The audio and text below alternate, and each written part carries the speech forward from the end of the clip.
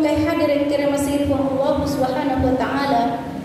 Alhamdulillah, kita bersyukur kepada Allah atas segala limpahan rahmatnya kepada kita, dan kita bersalawat kepada baginda Rasulullah Muhammad sallallahu alaihi wasallam atas segala syafaatnya, pertolongannya. Mudah-mudahan insya Allah kita memperoleh kebahagiaan di dunia dan kebahagiaan di akhirat berkat ketaatan kita kepada Allah dan kecintaan kita kepada baginda Rasulullah Muhammad sallallahu alaihi wasallam.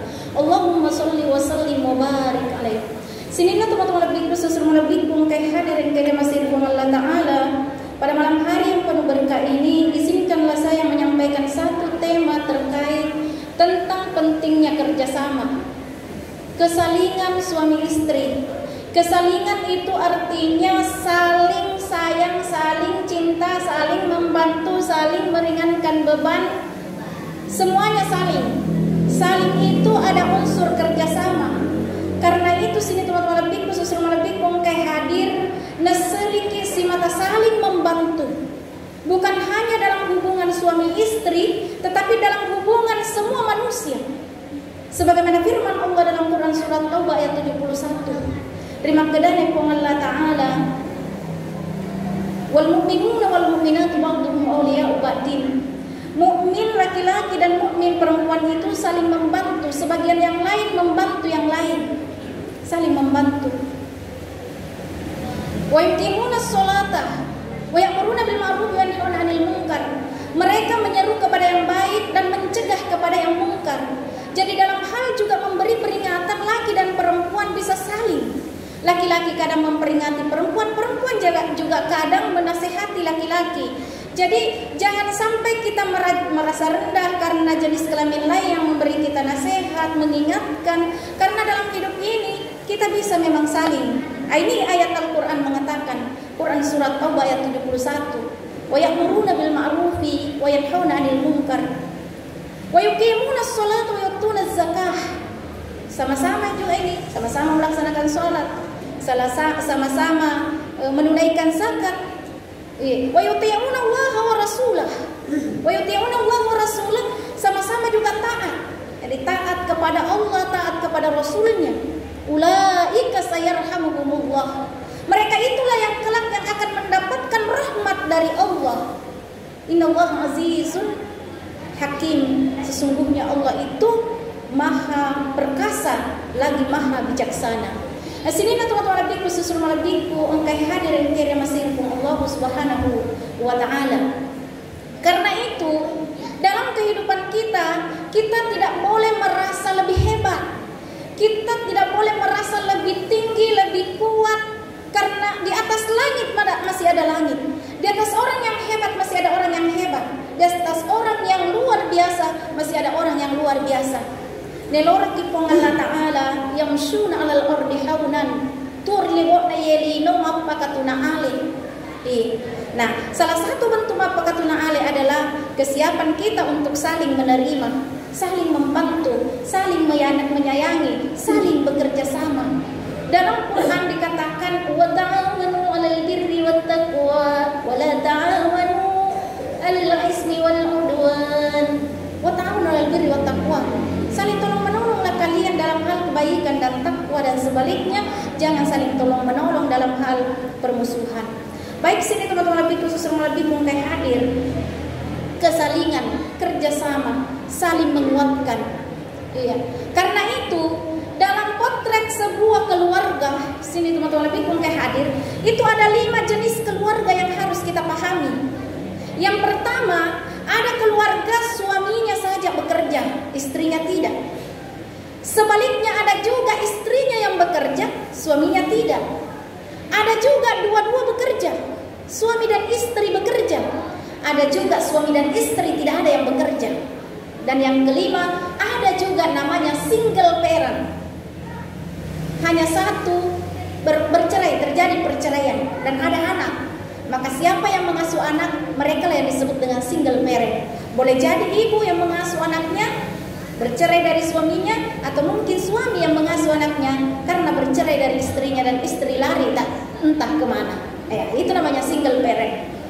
Karena itu sini teman-teman bingung kayak hadir potret rumah tangga pertama, suami yang bekerja, istri tidak. Dalam arti mencari nafkah. Bukan berarti istri tidak bekerja, karena di rumah pekerjaan luar biasa. Si pamule melam matata letu mapedem matata jama-jama manang sini teman-teman lebih khusus mau lebih mungkin hadir. Hanya saja kadang perempuan pekerjaannya itu tidak memperoleh uang. Ya karena matarana mengasuh, menasuh, mengerjakan seluruh tetek bengek rumah tangga yang disebut dengan pekerjaan domestik. Iya. Karena itu kadang-kala perempuan yang model seperti ini tidak bekerja, kalau suaminya tidak memiliki rasa cinta dan sayang, tidak memiliki rasa taat kepada Allah dan cinta keluarga, kadang-kala perempuan dipandang sebelah mata. Iya, dipandang sebelah mata. Perempuan dipoligami karena tidak bisa mendapatkan akses kesempatan, akses keuangan kalau bukan dari suaminya. Sehingga perempuan kadang ingin mandiri, maka muncullah istri yang bekerja. Istri yang bekerja. Ini juga kadang ada keliru ketika istri bekerja, dia memiliki uang yang banyak, pangkat jabatan kedudukan dia miliki, gelar kehormatan dia miliki, lalu lupa keluarga. Nah lupa ini parutus wanana. Anak hidup dalam asuhan pembantu, suami tidak dihargai. Ini juga salah, keliru besar sini teman-teman lebih khusus lebih bukan hadir. Yang ketiga, sama-sama bekerja, sama-sama mencari uang, sama-sama kerja di luar. Tapi konsekuensinya juga harus ditanggung, sama-sama kerjakan urusan domestik, urusan rumah tangga. Sini teman-teman lebih bukan hadir. Kapan suami tidak bisa membantu istri ketika istri bekerja di luar, maka istri bisa cepat sakit, cepat mati, karirnya tidak bisa naik. Karena itu dibutuhkan kerjasama, saling pengertian, saling sayang dan saling cinta. Sini teman-teman lebih khusus rumah lebih bukan hadir. Semua model rumah tangga ini saya sudah pernah mempraktekkan dalam kehidupan rumah tangga kami selama 18 tahun lebih. Pertama saya menikah awal 2003, suamiku bekerja, saya tidak. Tinggal di rumah matarana, maki anak sampai 3 anak. Saya tidak bekerja, suamiku. Tapi suamiku menyekolahkan saya sampai selesai S2 sehingga saya bisa jadi dosen walaupun hanya dosen yayasan waktu itu dan terbatas, belum PNS.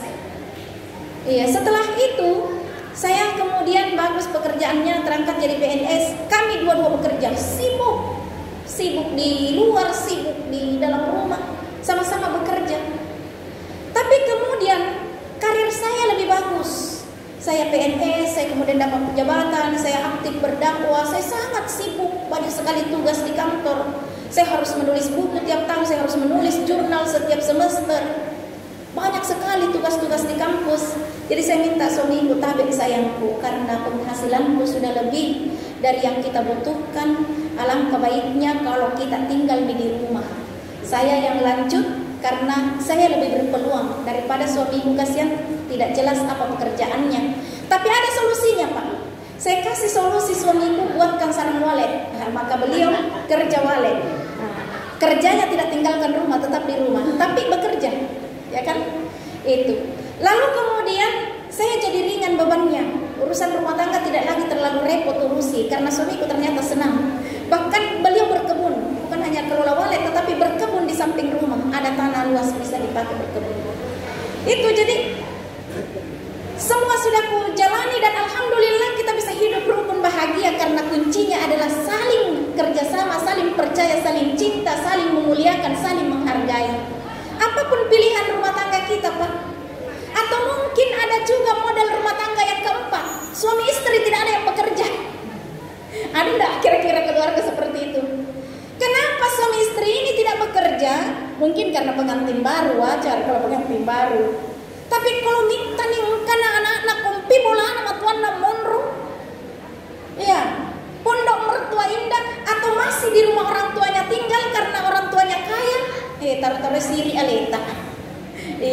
Ya tu nampak patah tauki Indo tak ambot apa nelorki mandiri. Nah ini sebaiknya tidak dilakukan, ya. Suami istri tidak bekerja karena menggantungkan hidupnya pada orang tuanya atau mertuanya. Itu.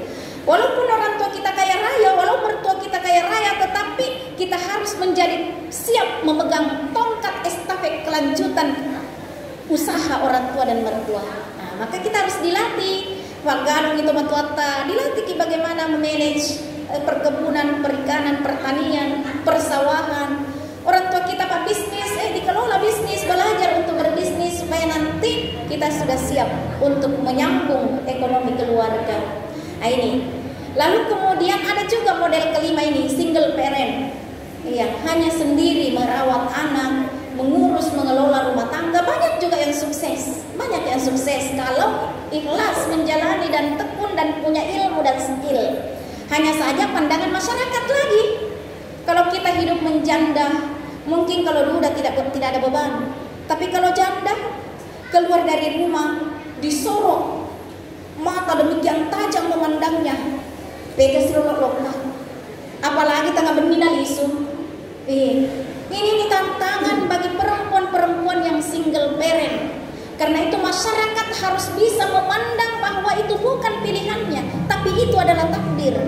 Sebagai sebuah takdir, kita tidak bisa mengelak dari yang namanya takdir. Karena itu hargailah mereka yang single parent, muliakan mereka, bantulah mereka, ringankan bebannya. Minimal jangan dipandang enteng karena dia janda, minimal jangan dilecehkan karena dia tidak punya suami. Tapi mari kita kuatkan perempuan-perempuan yang hidup memilih hidup sendiri. Apakah karena bercerai karena tidak akur dengan suaminya, ataukah karena meninggal suaminya? Kita hormati, kita jaga sebagai manusia ciptaan Allah. Apa kata baginda Rasulullah SAW dalam hadisnya?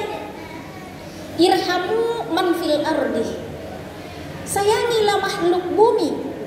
Yarhamkun man fis sama, niscaya seluruh makhluk langit akan menyayangimu. Jadi apa puji kipuang Allah Ta'ala nareko kaki puji sini na ciptaannya. Maka muliakanlah, hargailah, cintailah sesama manusia, saling kerjasama, saling membantu, saling memuliakan. Insya Allah Allah akan menurunkan rahmatnya. Semoga kita bahagia di dunia hingga di akhirat nanti. Demikian, terima kasih kami ladang berdoa bersama dan dari kadang betapa salah. Akhirul kalam, Allahul muwaffiq ila aqwamit thoriq. Wassalamualaikum warahmatullahi wabarakatuh.